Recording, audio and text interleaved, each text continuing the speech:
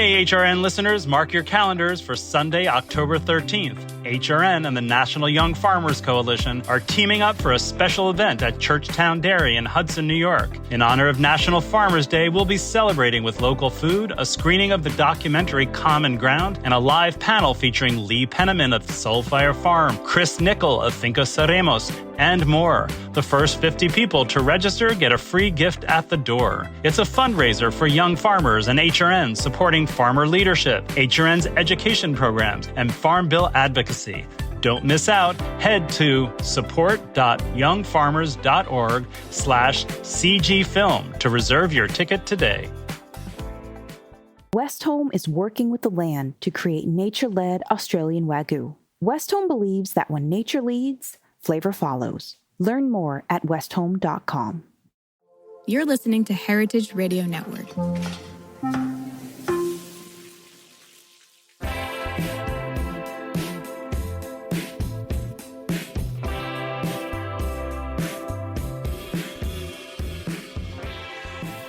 Hello, everyone, and welcome to Cutting the Curd on the Heritage Radio Network. I'm your host, Kara Warren. And on today's episode, we have Allison Hooper and Austen Zimick of Vermont Creamery. Allison is the co-founder of Vermont Creamery and a pioneer of artisan cheesemaking for more than 40 years. And Austen is the science behind it all. He is the senior scientist at Vermont Creamery, leading research and development. He plays a vital role in developing the innovative artisan dairy products at Vermont Creamery. Guys, welcome to the show. Well, thanks for having us, Kara. Yeah. So, I mean, I had no idea because my math skills are not the best, but 40 years is what I've been told you guys have been making cheese for. I can't even believe that. I know. I must have been in diapers, right? Yes. I'm afraid not. Yeah. 40 years. I wasn't even born yet. So. Yeah. Oh, dang. There it is. I mean, 84. When I was looking at it, I was like, oh, 1984. We weren't eating a lot of goat cheese in those days. Yeah. Yeah, no, I mean, like the U.S. cheese market in 1984, I would imagine was predominantly maybe Jarlsberg at the time or, something of that nature. Yeah. So you were a forward thinker, Allison, to brace the market for goat cheese. That's right. It took a big dose of naivete to even think that we would do such a thing. But I wasn't alone, as you know. I mean, there were probably half a dozen of us around the country who had the same crazy idea. So that helped a little bit. Yeah, no, I think there was that kind of group of mostly women, I like to think, who were playing a role in that idea. And for the younger, new to cheese people, because I like to pretend there are people that don't know your story. Would you mind going through a brief synopsis of the history of Vermont Creamery? Yeah. So the cliff notes are that when I was in college, I lived in France and I needed a summer job, and I found a job working on a tiny organic dairy farm in Brittany. We had goats and cows and pigs. We made all kinds of goat cheese, creme fraiche, butter, Tome style cheese. We made charcuterie, and I loved it. And I loved taking care of animals. I loved making cheese. And I thought, wow, you live in France and you eat all this wonderful cheese and you think, wow, we just don't make these things in the United States. We don't really have fromage blanc. I had never heard of creme fraiche. We didn't even eat cultured butter. I mean, we just had sweet cream butter. And so years, when I got back to the United States and a few years later, still stayed in the goat industry, but wandered up to Vermont from New Jersey and met my business partner, Bob Reese. He was a marketing director at the Agency of Agriculture. I was in the lab, and we made cheese for a dinner. We sat together and we sort of got talking, didn't really know each other, and decided to go into business. He had an MBA, so he was all sort of about the business side, and I had all the product ideas, and off we went. Wow. We converted the tiny little milk house on the farm where I live today and belonged to my husband, and started making a little bit of fresh goat cheese. That's wild. I've actually, side weird story to note, when I've stayed over at your place, I slept in a room there. So I love that it's totally gone to, Small well, world. it's a very small world. Yes. And I love that you braved the food service in New York City to like make your case for why these products were amazing. And now we're a few years later and we're on to another new chapter. I'm going to speed it up a tiny bit. And this is where, Austen, I feel like you're playing a role. I would like to ask you, what inspired, I mean, I kind of know there's a cheat already, but what inspired the creation of Hooper, and how does it reflect like the values of Vermont Creamery now? Sure. Well, leading up to the 40th anniversary, we decided we wanted to make something new, and we wanted to both kind of go back to our roots as a company, right? Kind of delving into that great unknown that Allison pioneered, while also doing something really fresh and exciting. So kind of one foot in the past, one foot in the future. Right. So since 40 years is a really big milestone, that's a pretty high bar, especially for a company with a reputation like VC in the cheese space. So we decided a totally new aged cheese was the only way to go. And just right off the bat, we knew we wanted to do a Geo donut, since that was a longstanding dream of Allison's from many years ago, and it just never really came to fruition. And then from there, washed rind felt like the most differentiated style from what we were already currently doing. And that process plays nice with the other cheeses in our environment. So it was kind of a natural fit. Yeah, I mean, I applaud you for doing, and excuse my French accent, the couronne style, the crown donut shape. One of the things I was thinking about when I was putting the questions together for this interview was like the donut paste to rind ratio and like shelf life. Is that like when you go for that shape, do those play out? Like, is there like a thought when you're working on this, like developing this to like, what are your thoughts on that? Yeah, so from a shelf life perspective, I don't feel it really made any significant impacts versus what we're already producing. But the paste to rind thing and actually surface area, definitely it's a pretty major change. So there's more rind to paste to be sure, and more even ripening in general. So when you slice into the product, each bite is essentially evenly balanced from start to finish versus, if we're talking a wheel of brie, for instance, you have parts that have more paste, parts that have more rind, and the ripening doesn't necessarily proceed evenly all the way throughout. It's more like cooking a steak, right? And you'll have portions that are overdone, or in this case, like really heavily ripened closer to the rind, and then you have that really deep paste down in the center of the cheese. So I'll say that's a nice advantage, just being able to have perfectly even ripening. And again, that piece-to-piece consistency. The other thing is the added surface area is really great. So the ratio of rind to paste and what that does with the surface ripening cultures seems to have certain advantages for washed rind cheese. Now, I haven't really seen a washed rind donut out there in France, right? You have the ash style on the traditional product, true. But okay. Really the net effect is you have more rind to paste, and since bacterial ripened styles are even more, heavily reliant on what's happening on the outside of the cheese, probably even than other surface ripened cheeses, right? There's just more going on there. You get more kind of interesting flavor development potential by leveraging that. So this is where I'm going to throw it back to you on this question, which is, so why did you choose to honor Allison with the, Hooper with the name of this cheese? Is it because of the equal, intelligent, like, I love all what you just said. Is it all, is that what Hooper means? Is that what she means to the company and the Vermont community?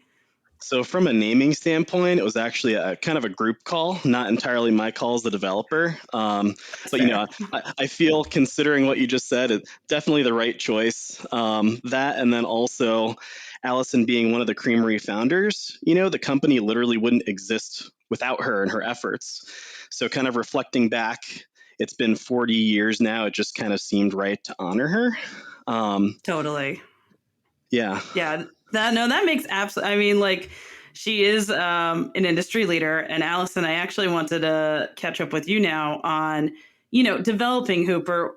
What was that like? First of all, to hear that they were going to name a cheese after you. Let's start with that. Oh, well, let's be clear, Kara. that the naming of the cheese came after. And, the hoop, the little round shape, was really the thing that was foremost in my mind. And, for all the reasons that Austen pointed out from rind development and paste and so forth, yes. But also, it's such an easy cheese to cut and serve and store. A lot of times cheeses they get kind of looking trashed when you start cutting into them. And this one just makes these beautiful, nice, even slices. So I think from an aesthetic point of view, it really is lovely. And it was really important. It was an important factor in the shape. My role was really very much in the background, but certainly as critical of what we or Vermont Creamery developed. We didn't, we've always been true to not making sure that we don't develop new products that cannibalize the existing portfolio. So it was really important that we wanted to really also emphasize that Vermont Creamery we're really into innovation and doing something new that's not in the market, be it the shape, the rind, the milk type, the mixed milk. That's always been a real core value for Vermont Creamery. And so when we got to the end of it, I get to taste things, and the early cheeses that you try, they're not right, but you know what the direction is that you're going, and you say, okay, this is this is on the right track. And obviously, having been through these kinds of things for so many years, you never find it doesn't happen overnight, and you really just have to be patient and persistent. I got to really hand it to the R&D team at Vermont Creamery. I mean, they totally nailed it in a very short time. And it was great. And the name just came later. I got a phone call from Harry Kahn and saying, well, we named the cheese. I'm like, oh, great. What is it? And he goes, well, we're going to name it Hooper. And I was like, what? It was immensely flattering and really lovely. But it was also a little bit strange because that I don't, my immediate reaction was like, well, don't say that it was my idea, because it's all about me. It's not really. So, well, and like for the cheesemakers out there working on cheese, how long did it take to develop this cheese? Like a few months or a year and a half? So I would say active development time about 6 months, but it was very compressed. That's not typical. The idea really came pretty late in the game, right? So to meet the 40th anniversary, it was a big challenge to get there. Yeah, of course. And then, okay, now bringing it back to off the timeline, were there like specific qualities or flavors that you were aiming to achieve on the Hooper? Yeah, so I would say more so we knew the shape, right? And as soon as we decided on a washed rind cheese, we wanted to make something that was interesting enough to please like the aficionados, if you want to call them that, but not so aggressive that it would scare away just kind of like the adventurous folks who were branching out, dipping a toe into the space to try something new. So admittedly, washed rind is a really intimidating category for probably most American consumers. And ultimately, in the end, like really, we decided to do a riff on traditional long, right? The champagne style. So that's essentially like the foundation of what we initially started working on. And then it just kind of evolved into its own thing altogether over time.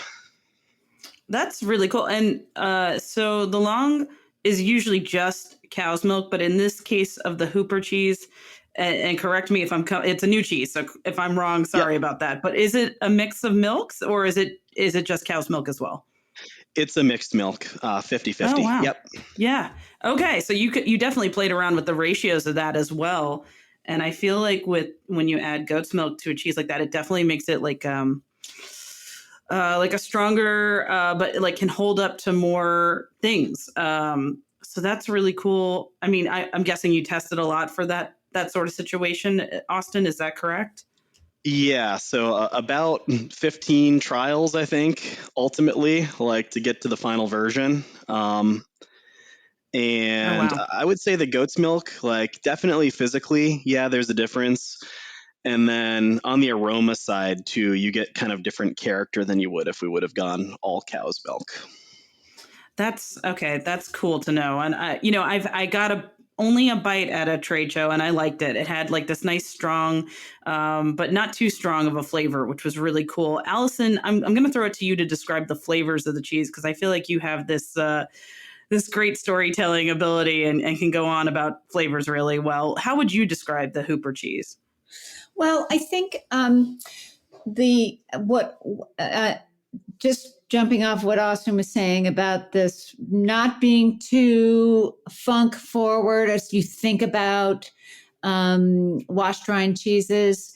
And the thing you have to be careful about when working with the goat's milk is that when you've got a pretty distinct a lot of rind to paste ratio and ripening, you've really got to keep the sort of goat milk lipolytic quality under control. Goat cheeses tend to get very strong on the rind because of the nature of the fatty acids in goat milk. So you got to balance all that stuff. So I think that what we were able to achieve nicely with this is it has, while all of our geo cheeses are very yeasty and that very pleasing, mild yeasty flavor, not strong goat flavor.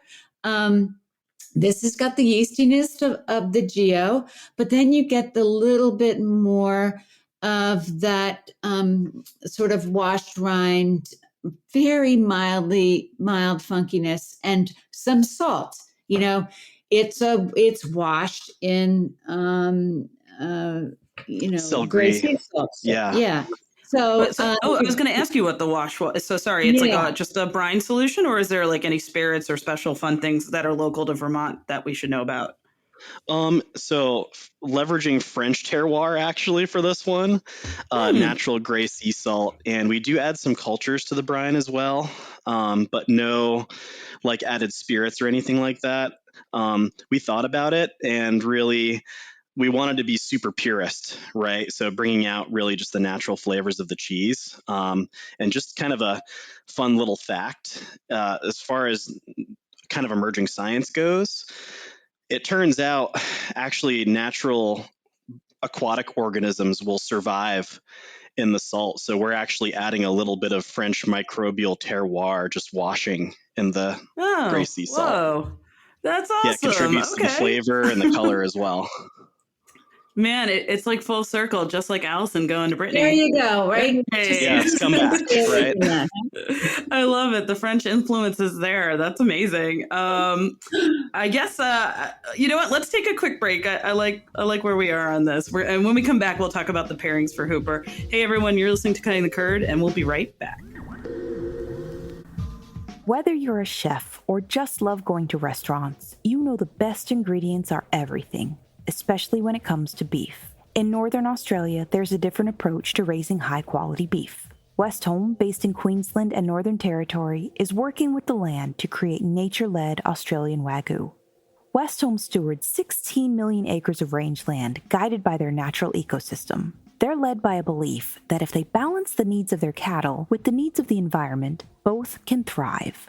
Westholme's team of rangeland experts and nature managers use a variety of tools to monitor and respond to the welfare of the environment, like satellites that assess grass health and on-the-ground research. Cattle are happier when they have the freedom to forage and explore, so Westholme ensures that they can roam wild, foraging at will for the first 2 to 3 years of their lives. Their cows graze on native grasses like Mitchell grass, which is only found in Australia, along with dozens of other plants, herbs, and seasonal legumes. The result is a high-quality Wagyu beef that reflects the terroir of Northern Australia and a flavor suited to complement any cuisine. West Home believes that when nature leads, flavor follows. Learn more at westhome.com.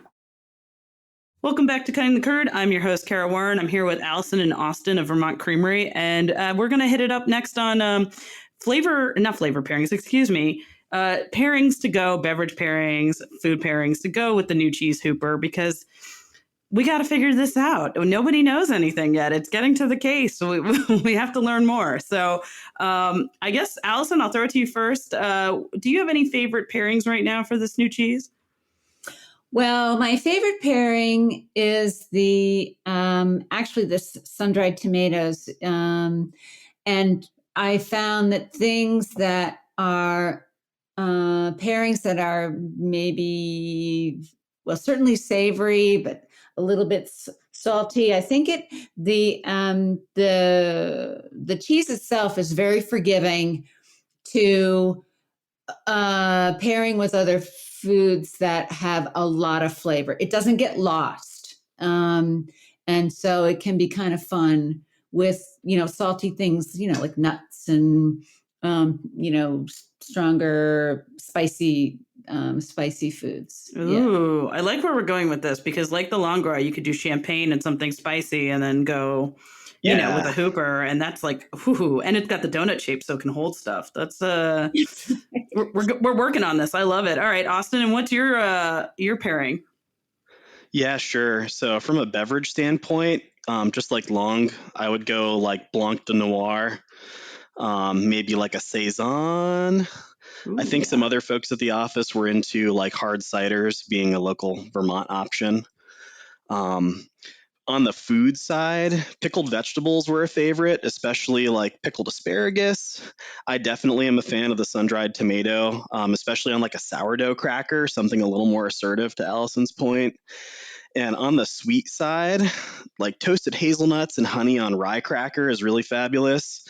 My personal favorite is like a sweet pickled jalapeno relish, maybe some fresh apple on rye. It has a little more backbone against adventurous pairing, I guess, if you'll put it that way. Like most of the Geo cheeses, you probably want to stay away with a really hot condiment, but it seems to hold up well. Yeah, and I mean, it's a Geo Trickum, mixed milk wash rind. I mean, there's not a ton of those out there. So this is like definitely a more intense, but like I think you guys, again, have done the magic of Vermont Creamery, where you made something approachable for a lot of people in the U.S., which is super cool. Yeah. What were you going to say, Allison? I can hear you. I just said yep. Yeah, just yep. Okay, I thought you were going to throw another really cool point out there. Well, that's good. Well, so now I want to bring it down to like the personal touches in this story, which is, what does cheese making? I'll go to you, Allison, on this since I have your attention. What does cheese making mean to you personally, and how does it feel to introduce a new cheese like Hooper to the world? Well, that's a small topic. Sure. Well, listen, I always felt that cheese making was a great connector for not only for me to be able to work with farmers and people who are working with animals and trying to derive a living off the land. That's a very, difficult endeavor. And, it's a very humbling thing to, buy this milk and then make it into cheese and be able to work in it. I love that we work in a manufacturing environment where people are making things. I don't think consumers appreciate American made stuff or how things are made. There is so much that goes into this tiny little 4 ounces of cheese. It's really quite remarkable. And then you take it to a chef and you watch them do amazing things with cheeses, or totally appreciate this very flavorful, fermented butter or creme fraiche, or these, and they present these beautiful things in, restaurants in a faraway city, and you just get to sort of appreciate the best of all these worlds. And cheese is such a perfect food. It's hard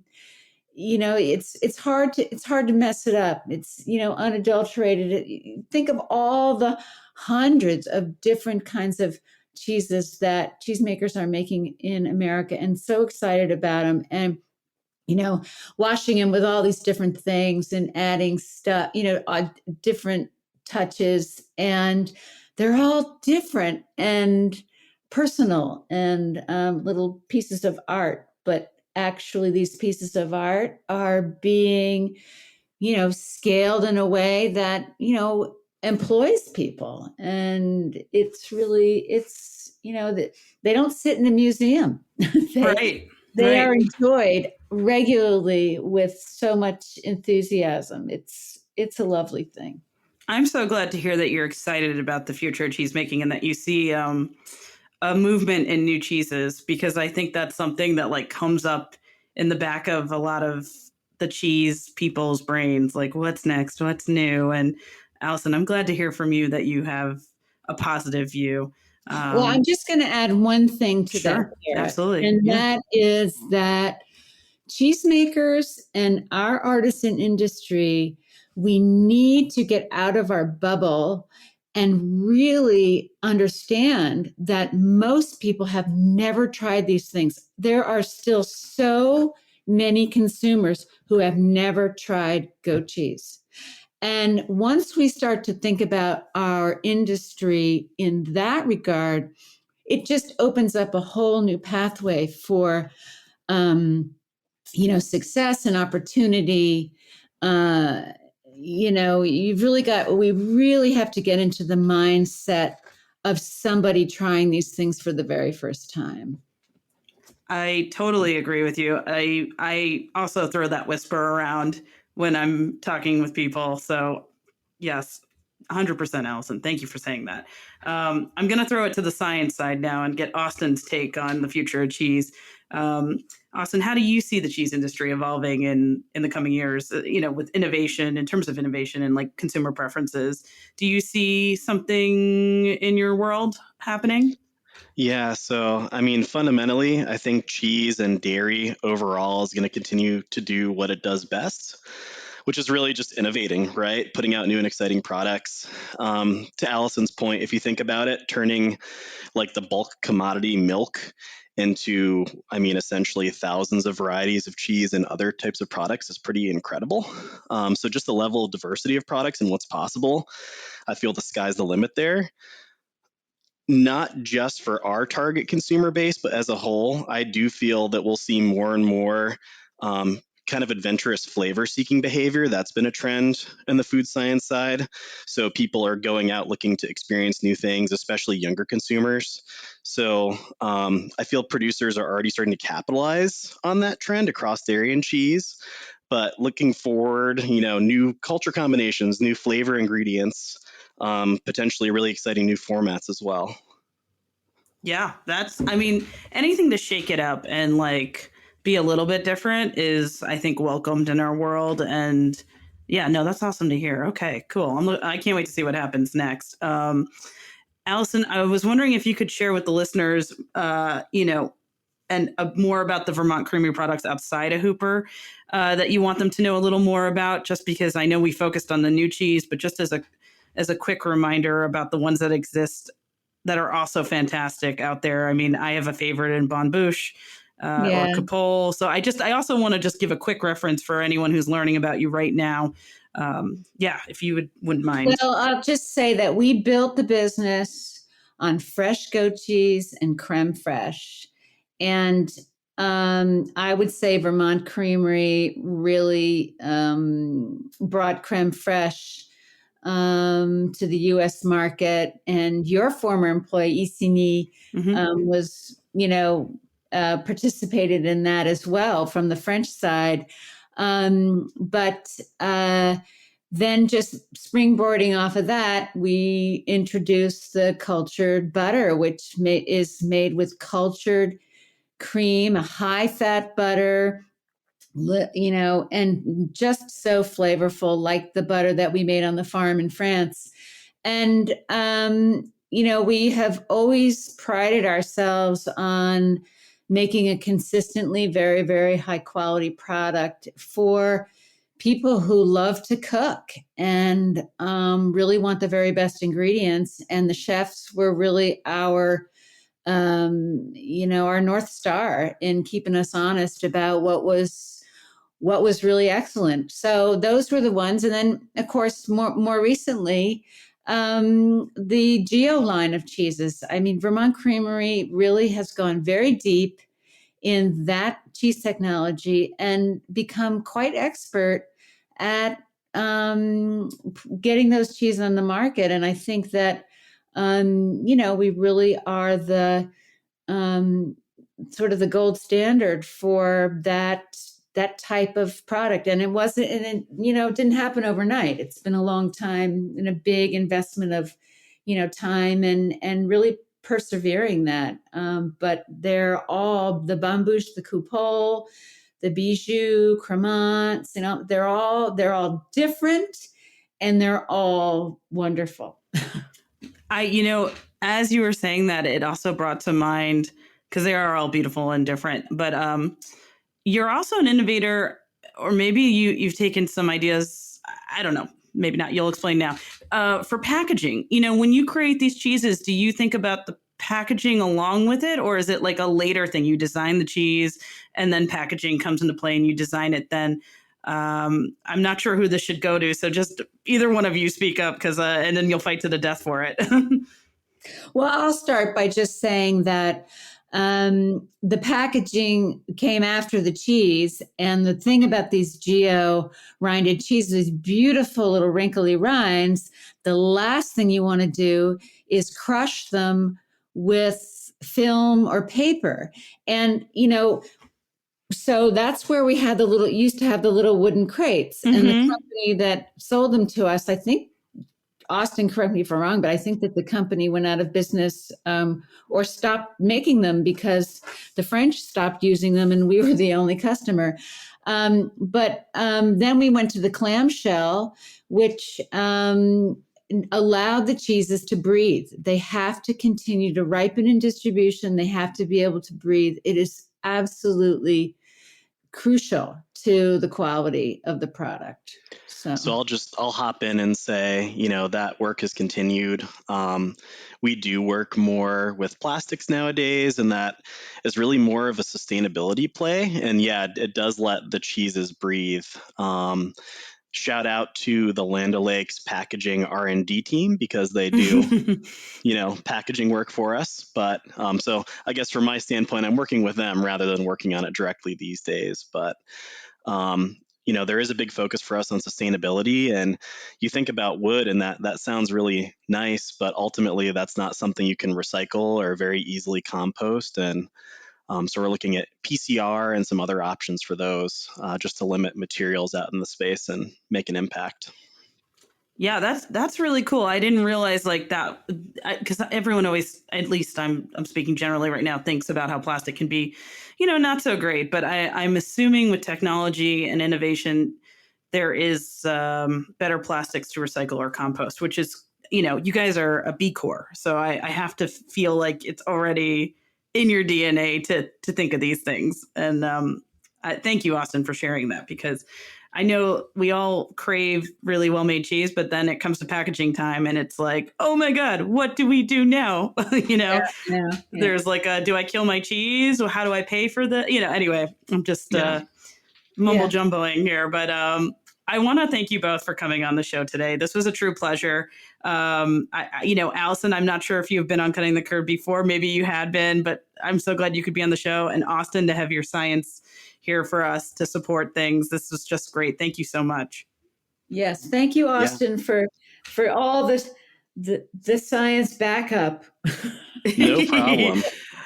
I mean, I should probably have asked you earlier in the show. We'll add 5 more minutes to the show, which is like, how did you get into your food science background? Because I think for other people, besides just selling cheese and making cheese, there's this other aspect that we maybe don't talk often enough about. So I'd love to hear how you got into it.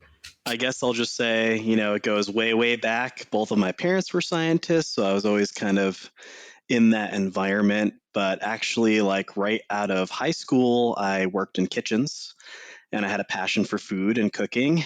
And, I did culinary school for a while, ended up just kind of like going out into industry and kind of into the more fine dining space.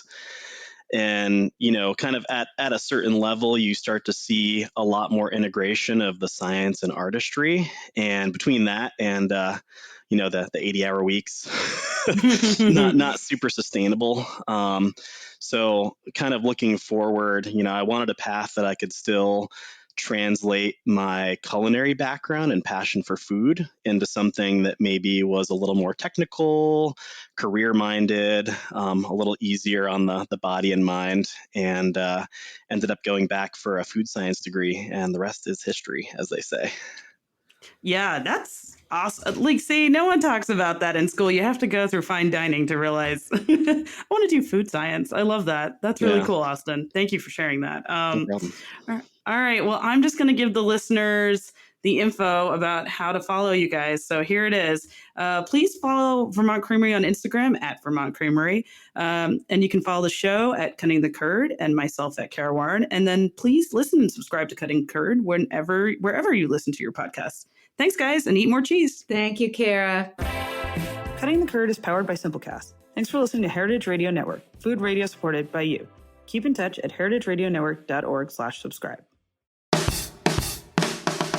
Hey listeners, thank you so much for listening to HRN. We want to make your experience as a listener even better, and to help us do that, we'd love your input on our audience survey.